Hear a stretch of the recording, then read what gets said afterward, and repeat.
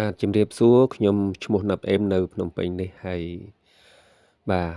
អតីតគ្រូពេទ្យធ្វើការនៅស្រុកស្អាងខេត្តកណ្ដាលតែបច្ចុប្បន្នគឺ Sales Master តំណែងទី1នៃក្រុមហ៊ុន Atomy ហើយជាគេហៅថាជាគ្រូបង្រៀនខាងលក់បាទរបស់ក្រុមហ៊ុន Atomy គ្រូបង្រៀនបានសញ្ញាបត្រពីក្រុមហ៊ុន Atomy មកពីប្រទេសកូរ៉េហ្នឹងបាទអញ្ចឹងក្រុមហ៊ុន Atomy ជាក្រុមហ៊ុនចែកចាយទំនិញមានគុណភាពល្អផ្ដាច់តម្លៃល្អផ្ដាច់ដែលជាទំនិញរបស់របរប្រើប្រាស់ចាំបាច់ប្រចាំថ្ងៃមានថ្នាំដុសធ្មេញសាប៊ូកក់សក់ជាដើមមានទំនិញជាលេការពារកម្ដៅថ្ងៃអីជាដើមគឺគេហៅថាឬគ្រឿងសម្រស់បាទហើយមានទំនិញអាហារសុខភាពបាទដែលពាក់ព័ន្ធដល់ខ្ញុំនិយាយឥឡូវនេះបាទអញ្ចឹងយើងឃើញថារបស់នេះល្អផ្ដាច់គេប៉ុន្តែតម្លៃផាកផែលតំណែងទូទៅដែរអញ្ចឹងយើងមើលថ្ងៃនេះខ្ញុំចែកម្លែកអំពីជំងឺបាទពាក់ព័ន្ធនឹងបញ្ហាដែលសំខាន់ដល់ជីវិតយើងគឺជំងឺរ៉ាំរ៉ៃបាទហើយជំងឺអីខ្លះហើយមូលហេតុមកពីអ្វីអញ្ចឹងយើងឃើញថាជំងឺរ៉ាំរ៉ៃមានច្រើនប៉ុន្តែសរុបមកមាន5ប្រភេទទី1គឺបញ្ហាខួរក្បាលបាទនឹងបញ្ហាខួរក្បាលយើងដឹងហើយជំងឺអីខ្លះបាទពាក់ព័ន្ធនឹងបញ្ហាខួរក្បាលសូម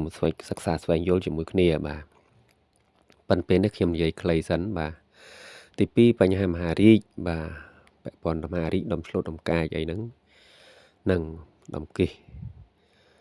និងសត្វពួកដុំឆ្លូតដុំកាយអីពាក់ព័ន្ធយ៉ាងណាលោកអ្នកទូសិក្សាណាមានរៀននេះបានដឹងបាទខ្ញុំគ្រាន់តែចែកម្លែកតិចតួចហើយទី3ជំងឺទឹកនោមផ្អែមដែលគេហៅថាទឹកនោមផ្អែមប្រភេទ2នោះដែលភាគច្រើនកើតជំងឺរាល់ថ្ងៃហ្នឹងគឺអាហ្នឹងបាទទី4គឺជំងឺសួតបាទជំងឺហឺតជំងឺអាឡែហ្ស៊ីពាក់ព័ន្ធនឹងសួតហ្នឹងងាយអាឡែហ្ស៊ីបាទខ្ញុំកើតជំងឺធ្លាប់កើតជំងឺនឹងដែរបាទហើយទី5គឺជំងឺបេះដូងនិងសរសៃឈាមបាទពាក់ព័ន្ធដល់សរសៃឈាមបេះដូងសរសៃឈាមរាងកាយហើយនិងបេះដូងមានជំងឺលើសឈាមជាដើមបាទអញ្ចឹងជំងឺអស់ទាំងនេះរំខានដល់ជីវិតយើងខ្លាំងអ្នកខ្លះមានលុយដល់ទៅក្រៅប្រទេសនៅតែមិនជាទេបាទវាជាជំងឺរ៉ាំរ៉ៃហើយ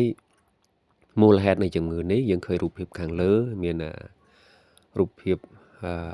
អង្គុយលេងអត់កីឡាអីជាដើមមានរូបភាពប្រើរបស់របរនិងពាក់ព័ន្ធនឹងក្លិនអីជាដើមណានិងមានរូបភាពសូរ៉ាមានរូបភាពបាទគេងបញ្ហាទាំងអស់ណាគេងច្រើនពេកគេងតិចពេកហើយមានបញ្ហាជក់បារីបញ្ហាប្រើទឹកទូរស័ព្ទច្រើនពេកបញ្ហា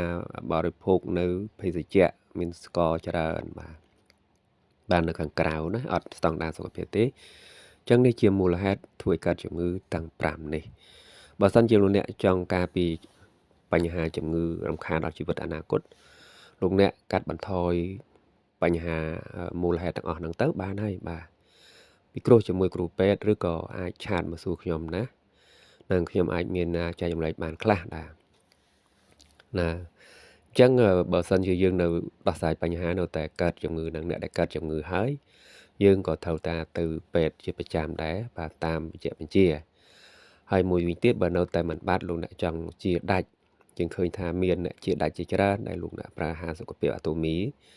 ហើយខ្ញុំនឹងផ្ដល់វីដេអូមួយទៀតថ្ងៃក្រោយបាទអញ្ចឹងគាត់ប្រើអាហារសុខភាពអីខ្លះបាទគឺ4ប្រភេទនេះបាទ4ប្រភេទនេះគាត់ប្រើរាល់ខែបាទឥឡូវនឹងគាត់មានលុយប្រើរាល់ខែដោយសារគាត់ប្រើអាហារសុខភាពទៅវាបានសន្សំលុយមកវិញបាទអញ្ចឹងយើងឃើញថាអាហារសុខភាពមួយឈុតគឺវាស្មើនឹងហេម៉ូហ៊ីម4ប្រអប់បាទវីតាមីន C 4ប្រអប់អូមេហ្គា3 4ប្រអប់ហើយនឹងប្រូបាយអូទិក4ប្រអប់បាទមួយឈុតវាហ្នឹងណាយើងហូប4ខែគឺថាអូតម្លៃប្រមាណនឹងតែ$634ទេណាហ្នឹងហើយតែបើថាអូច្រើនពេកយើងទិញមួយឈុតបានហូបតែមួយខែបានណាគឺ$161បាទហើយយើងទិញរៃគ្នាទិញក៏បានដែរលោកអ្នករៃគ្នាទិញទៅចំពោះសមាជិក Atomy បាទចំពោះសមាជិក Atomy ដែលមានលក្ខខណ្ឌខ្លួនឯង ID ខ្លួនឯងមាន30,000ពិន្ទុ ក្រុមមានក្រុមជាច្រើនណាក្រុមមានសរុបមកបាន30,000បន្ទុកហើយយើងខ្វះមួយខាងទៀតមែនទេយើងទិញដាក់4ឈុតមួយឈុតនឹងទៅបាទមួយឈុតនេះទៅគឺតម្លៃតែ600ជាងហ្នឹងបានប្រហែល$40ត្រឡប់ទៅវិញហ្នឹងហើយលោកអ្នកតស៊ូជាមួយគ្នារៃគ្នាទៅរៃគ្នាច្រើនអ្នកទៅកាន់តែល្អអញ្ចឹងការតស៊ូថែរក្សាសុខភាពតាមរយៈវិធីនេះគឺពីអាតូមីបាទលោកអ្នកអាចដំបូងបានម្ដង$40ទេបាទយូរទៅ$40រាល់ខែហើយយូរទៅទៀតទៅបាន$40រាល់ថ្ងៃដល់ពេលនោះលោកអ្នកជាជំហានទី1ដែលគេហៅថាជំហានចំណូលអាត្រេតបាទលោកអ្នកមានប្រាក់ខែអាត្រេតតាមរយៈការប្រើផលិតផលនេះចម្លែកណាស់មែនទេបើចម្លែកសិក្សាទៅណែហ្នឹងហើយនេះជាការពិតបាទខ្ញុំបានហើយបាទខ្ញុំបានខ្លះហើយ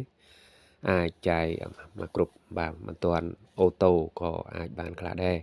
អញ្ចឹងលោកអ្នកអាចចង់បានលុយដូចខ្ញុំឬក៏លើសហ្នឹងចំណូលអាតូមីច្រើនណាលោកអ្នកឲ្យច្រើនហើយចូលមរតកឲ្យយើងដល់3ចំនួនឲ្យយើងអ្វីដែលសំខាន់គឺចំណូលដែលយើងចាស់ទៅមានប្រាក់អាត្រេតបាទឬក៏យើងធ្វើបាន10ឆ្នាំក្រោយយើងមានប្រាក់អាត្រេតពី2000ឡើងទៅក្នុងមួយខែរហូតដល់100000នៅមួយខែអញ្ចឹងដោយ